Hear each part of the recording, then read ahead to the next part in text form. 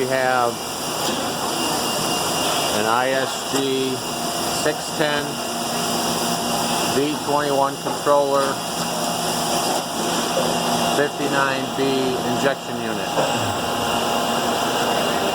Age of the machine is June 2003. Runs all long cycles. Total number of hours 30,000. Screw has been replaced recently. Only runs polypropylene. Currently running 60-second cycle. V21 controller. Main screw motor. Main hydraulic motor has been replaced. Has 4-pull.